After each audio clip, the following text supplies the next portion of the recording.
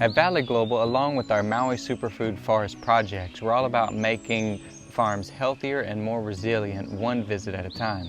We recently headed out to learn directly from Ryan's real-world experience at Oko'a Farms. Here's a quick film capturing the magic of our time there.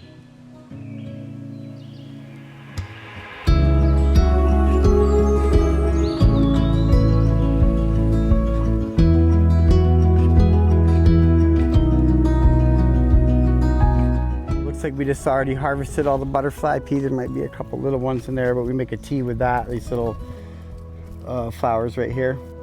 This is kind of prolific, and it's a nice beverage. Like, so whenever we have farm tours and guests, like we make a tea with that, and it turns like blue, and that's fun. And then we also do the cranberry hibiscus. Is the red leaf over here, and so that makes like a like a kind of a Kool-Aid kind of color, So it's fun, but it doesn't, just because it has a color doesn't necessarily mean it has a lot of, sugar in it, so you can add whatever level of sweetener you want, but it's got that nice, aesthetic look to it.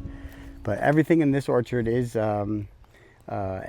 edible or, good for ingestion. Like, you don't necessarily use ashwagandha in your dinner, but the root that's underground in here is an adaptogenic herb, and it's really good. I don't like to do anything every day, but I like to use it for like a period and then move to something else, so that way when I go back to it, it's more effective. But that's another very fun one. And this is a Spanish plum right here.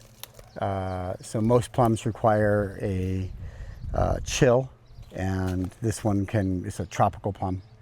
And so it makes this round red. It's got bright orange, round red fruit and bright orange flesh on the inside, a very nice flavor.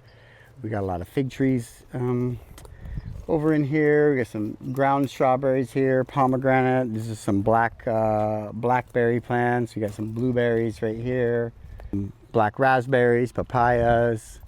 This is Suriname cherry. There's a lot of flowers on it, but probably still another couple weeks we'll start seeing the fruit getting bigger over here. But that's like another, can fruit many times per year. We've got some variegated papayas. We've been doing a lot of pineapple, which should do good in your area. I'm assuming that area was previously pineapple. One thing is, when we started this farm, we were at 4.1 pH, so ideal growing conditions for most of the things you want to grow is going to be like 6.5. So we had to put down a lot of calcium. That was the biggest investment for us up front. So you could try to grow stuff, but then if it's not working, it's probably like a pH thing, because if your pH is too low, you absorb like heavy metals, like aluminum as an example, versus when the pH is like 6 and up, then aluminum stays in the soil, it doesn't go into the plant.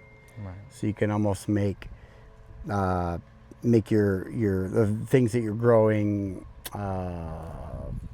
like less healthy. If you're growing them in acidic soil and they're uptaking aluminum, then you're getting that into your body. It's like levels that. So soil testing should be number one. Yeah, you should find out where you're at, because what's the history? Has anybody like farmed it, or have they put anything? Yeah, good soil test, and you can figure out what you need. The labs will give you a recommendation, like either per square foot or per 1,000 square foot, or like per acre. So if you're working on just a certain kind of beds, then you might just be like, hey, what do we need for 1,000 square foot? And then like how much you need to buy, and you can put it down, and then you're starting at a good place.